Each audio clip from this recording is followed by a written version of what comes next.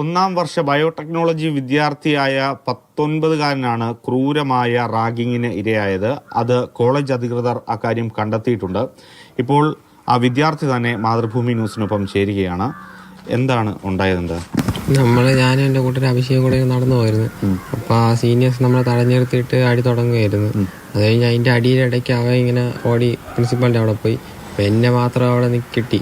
എന്നെ കുറെ അടിച്ചിട്ട് മറ്റേ യൂണിറ്റ് റൂം ഉണ്ട് അവർക്ക്, അവിടെ കൊണ്ടുപോയിട്ട് എന്നെ മാത്രം അവിടെ മുട്ടുകുത്തിയിരിക്കാൻ പറഞ്ഞ്, അത് കഴിഞ്ഞ് മുട്ടുകുത്തിരുന്നില്ലെങ്കിൽ മുട്ട് തല്ലിടി പറഞ്ഞു. അത് കഴിഞ്ഞ് വെള്ളം ചോദിച്ചു. അപ്പം ആദ്യം തന്നില്ല, പിന്നെ ഒരു കുപ്പി വെള്ളം കൊണ്ട് തന്നു. അത് പക്ഷെ പകുതി കളഞ്ഞിട്ട് പകുതി വാഗണ്ട് എടുത്ത് തുപ്പി ലാസ്റ്റ് ഒരു അടപ്പിന്റെ അത്ര തുപ്പിടാൻ എനിക്ക് തന്നത്.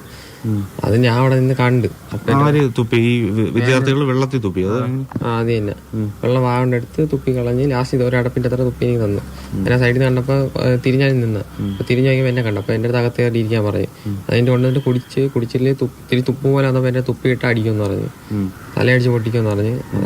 അത് കഴിഞ്ഞിട്ട് പിന്നെ ഡ്രസ്സ് മാറ്റിയിട്ട് വേറെ ഡ്രസ്സ് തന്ന് കീറിപ്പോയി. അങ്ങനെ ഡ്രസ്സ് മാറ്റിയിട്ട് വേറെ ഡ്രസ്സ് തന്ന് അത് കഴിഞ്ഞിട്ടാണ് എന്നെ ഇറക്കി വിട്ടത്. അതിന്റെ പരാതിയും കൊണ്ട് പോവല്ലേ, വരാതെ കൊണ്ടുപോയി ഇനിയും അടിക്കുമെന്ന് പറഞ്ഞ്, കോളേജ് കയറാൻ സമ്മതിക്കില്ല എന്നൊക്കെ പറഞ്ഞ്. പിന്നെ മറ്റവൻ അഭിഷേകം എന്നെ അടിച്ചെന്ന് പറഞ്ഞ് ക്യാസ് കൊടുക്കാൻ പറഞ്ഞു, പ്രിൻസിപ്പളിന്റെ അടുത്ത് പോയി. അവനെ അവനെ കൊടുക്കില്ല എന്ന് പറഞ്ഞ് അത് പിന്നെ വേണ്ടെന്ന് പറഞ്ഞു. അപ്പോൾ അഭിഷേക് വേറെ ആരെയും അടിച്ചെന്ന് പറഞ്ഞാൽ ക്യാസ് കൊടുക്കാന്ന് പറഞ്ഞു. അങ്ങനെയാണ് കാര്യം. അതിനെ ഇറക്കി വിടുകയാണ്. എന്താണ് പ്രധാനപ്പെട്ട കാരണം? എന്താ ഈ മർദ്ദിക്കാനുള്ള കാരണം?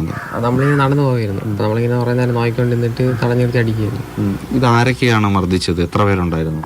വേലു, പിന്നെ അലൈ, സൽമായി, പാർത്തൈ, പിന്നെ അങ്ങനെ കുറച്ച് സീനിയേഴ്സ് ഉണ്ടായിരുന്നു. എത്ര പേരോളം ഉണ്ടായിരുന്നു?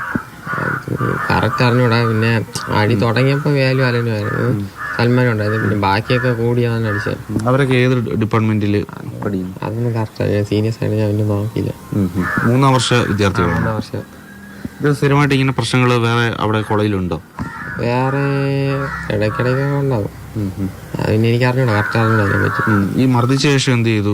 വസ്ത്രം ഒരു കീറിയോ അതോ എങ്ങനെയാണോ? മർദ്ദിച്ചോണ്ടിരുന്നപ്പോ വസ്ത്രം കീറി പോയി. വേറെ ഒരു ഡ്രസ്സാണ് തന്നത്, വേറൊരു ചേട്ടൻ്റെ ഡ്രസ്സ് തന്നു. അങ്ങനെയായിരുന്നു. എന്നിട്ട് പറഞ്ഞു വിട്ടെന്നെ. ഇത് എവിടെ വെച്ചായിരുന്നു ഇങ്ങനെ നിങ്ങളെ പീഡിപ്പിച്ചത്? അത് ഫസ്റ്റ് യൂണിറ്റ് റൂം 4 അവിടെയാണ് തുടങ്ങിയത്. അത് കഴിഞ്ഞിട്ടാണ് യൂണിറ്റ് റൂമിൽ കൊണ്ടുപോയത്. അവിടെ നിന്ന് ഒരു അടിക്ക് തീർന്നതിന് ശേഷം യൂണിറ്റ് റൂമിൽ കൊണ്ടുപോയിട്ടാണ് ഇതൊക്കെ ചെയ്തത്. നിങ്ങൾക്ക് ഈ കോളേജിൽ ഈ രാഷ്ട്രീയ പ്രവർത്തനം അങ്ങനെയുണ്ടോ? ഈ എന്തെങ്കിലും രാഷ്ട്രീയ പാർട്ടി വിദ്യാർത്ഥി സംഘടനപ്പെടുന്നവരാണോ? ഇല്ല, അതിലൊന്നുമില്ല. ഇത് എന്തൊക്കെ ചെയ്തത്? മർദ്ദിച്ചത് എങ്ങനെയായിരുന്നു? കൈ ഉണ്ടായിരുന്നു, മുള വെച്ചൊരു തലയിൽ അടിച്ചായിരുന്നു, പിന്നെ ബെൽറ്റ് ഊരിയൊക്കെ അടിച്ചായിരുന്നു, പിന്നെ കൈ ഉണ്ടായിരുന്നു മിക്കത് അടിയാന്നത്.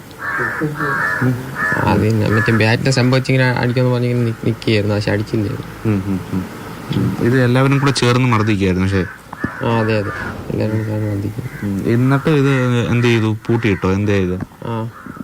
എന്നിട്ട് അവിടെ 4 നിന്ന് അടി കഴിഞ്ഞിട്ട് യൂണിറ്റ് റൂമിൽ കൊണ്ട് പൂട്ടിയിട്ടു. അവിടെ എന്നിട്ട് ഇപ്പൊ പുറത്തു കൊണ്ടാന്ന് പറഞ്ഞ് അവിടെ വിട്ടത്. മറ്റേ ഞാൻ പ്രിൻസിപ്പാളിന്റെ അടുത്ത് പോകണ്ടെന്നും പറഞ്ഞ്, പിന്നെ സാറന്മാരുടെ അടുത്തൊന്നും പറയില്ലെന്ന് പറഞ്ഞ് അവിടെ നിർത്തിയത്. അതിന്റെ അകത്താണെന്നൊന്നും പുറത്ത് പറയില്ലെന്നാണ് പറഞ്ഞത്. ഇത് കോളേജിൽ പിന്നെ പരാതി പറയുകയോ അങ്ങനെ എന്തെങ്കിലും ചെയ്യുകയോ ചെയ്തോ? ആര്? ഞാൻ പിന്നെ 2ാമത്തെ ദിവസം പോയാണ് പരാതി കൊടുത്തത്. ആദ്യത്തെ ദിവസം പരാതി കൊടുക്കില്ലെന്നാണ് പറഞ്ഞത്. സാറുമാരെ ഫ്രണ്ടിച്ചൊക്കെ അടിക്കുമെന്നാണ് പറഞ്ഞത്. അതിന് പിന്നെ ഞാനൊന്നും പറഞ്ഞില്ല അന്നത്തെ ദിവസം. പിറ്റേ ദിവസമാണ് അവർ പറഞ്ഞത്. ഇപ്പം ഇത് കേസ് കൊടുത്തിട്ടുണ്ടോ? കേസ് കൊടുത്തിട്ടുണ്ട്. ഏതായാലും നെടുമങ്ങാട് സ്വദേശിയായ സിദ്ധാർത്ഥൻ നമുക്കെല്ലാം അറിയാം. വയനാട് വെറ്റിനറി സർവകലാശാലയിൽ അതിക്രൂരമായ പീഡനത്തിന്, റാഗിങ്ങിനൊക്കെ ഇരയാവുകയും അതിനെ തുടർന്ന് മരണമടയുകയൊക്കെ ചെയ്തു. അതിൻ്റെ ഒരു 1-ാം വാർഷികം കൂടിയാണ് ഇന്ന്. അതിനിടയിലാണ് ഇത്തരത്തിൽ റാഗിങ്ങിൻ്റെ അതിക്രൂരമായ നടുക്കുന്ന പല കാര്യങ്ങൾ പുറത്തേക്ക് വരുന്നത് എന്നൊരു പ്രത്യേകത കൂടിയുണ്ട്.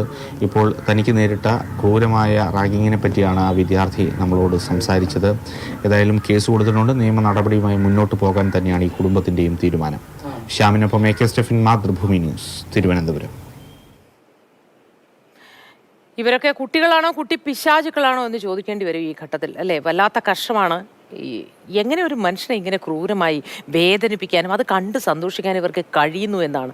മനോനിലയിൽ കാര്യമായ എന്തോ പ്രശ്നം ഇവർക്കൊക്കെ പറ്റിയിട്ടുണ്ട്. അങ്ങനെ പറ്റിയിട്ടുണ്ട് എങ്കിൽ എന്തെങ്കിലും ചെയ്തതൊന്ന് മാറ്റാനുള്ള പരിപാടികൾ എത്രയും പെട്ടെന്ന് ചെയ്യേണ്ടതുണ്ടെന്ന് തോന്നുന്നു. ഈ കാര്യവട്ടം ഗവൺമെന്റ് കോളേജിലെ ആന്റി റാഗിംഗ് കമ്മിറ്റിയുടെ കണ്ടെത്തലുകൾ ഉൾപ്പെടുത്തി വിശദമായ റിപ്പോർട്ട് ഇന്നോ നാളെയോ കോളേജ് അധികൃതർ പോലീസിന് കൈമാറും. ഇതിന്റെ അടിസ്ഥാനത്തിൽ തുടർ നടപടികൾ സ്വീകരിക്കും എന്നും അറിയിച്ചിട്ടുണ്ട്. ഇതിന്റെ വിശദാംശങ്ങളുമായി സ്റ്റെഫിൻ ഇപ്പോൾ നമ്മുടെ കൂടെ ചേരുന്നുണ്ട്. Stephin, good morning. വളരെ ക്രൂരമായ റാഗിങ് ഉണ്ടാവുന്നത് ഇതാദ്യമല്ല. റാഗിങ്ങിനെ തുടർന്ന് ഇതിന്റെ ഈ റിപ്പോർട്ട് സമർപ്പിക്കുന്നതുമായി ബന്ധപ്പെട്ട കാര്യങ്ങളിലേക്ക് വരുന്നതിന് മുൻപ് സ്റ്റെഫിന് ഒരൊറ്റ കാര്യം, മുൻപൊക്കെ നമ്മുടെയൊക്കെ മുൻകാലങ്ങളിൽ കേട്ടു പരിചയമുള്ള ഒന്നുണ്ട്. പരീക്ഷ എഴുതുന്ന സമയത്ത് കോപ്പി അടിച്ചാൽ പോലും ഡീബാർ ചെയ്യുന്നൊരു സംവിധാനമുണ്ട്. ഈ നിയമവശങ്ങളൊക്കെ ഇവിടെ ഇന്നാട്ടിൽ നിലനിൽക്കുന്നില്ലേ? സിദ്ധാർത്ഥന്റെ കാര്യത്തിൽ പോലും ഇന്നൊരു വർഷം തികയാണ്. ആ വിദ്യാർത്ഥി ക്രൂരമായ മൃഗീയമായ പീഡനത്തിനൊടുവിൽ മരിച്ചതിന് ശേഷം ഇന്നൊരു വർഷം തികയുന്നു.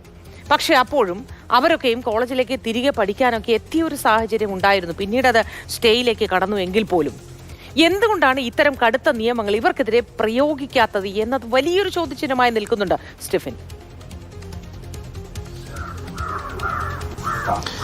തീർച്ചയായിട്ടും മോത്തി, ഈ സമീപകാലത്ത് നടന്ന അത്തരം സംഭവങ്ങളെല്ലാം വലിയ വലിയ ചോദ്യങ്ങളിലേക്കും വലിയ വലിയ ചർച്ചകളിലേക്കുമൊക്കെയാണ് വഴിവെക്കുന്നത്. നമ്മൾ കോട്ടയത്ത് ഇത്തരം സംഭവങ്ങൾ കണ്ടു. സ്കൂളിൽ ഒരു കുഞ്ഞിനെ വിവസ്ത്രനാക്കി മർദ്ദിക്കുന്ന സ്ഥിതികൾ കണ്ടു. അപ്പോൾ സഹജീവികളോട് അല്ലെങ്കിൽ കൂടെ പഠിക്കുന്ന ആളുകളോട് അവരുടെയൊക്കെ ഭാഗത്ത് നിന്ന് മറ്റുള്ളവരുടെ ഈ കൂടെ പഠിക്കുന്ന ആളുകളുടെ ഒരു പ്രതികരണം അത് ഏത് രീതിയിലാണെന്നൊക്കെ നമ്മൾ കണ്ടുകൊണ്ടിരിക്കുന്ന ഒരു കാലത്താണ് ഈ ഇത്തരം സംഭവങ്ങൾ വരുന്നത്. 19-കാരൻ്റെ ഒരു പ്രതികരണമാണ് അല്പം മുമ്പ് കേട്ടത്. ഇപ്പോൾ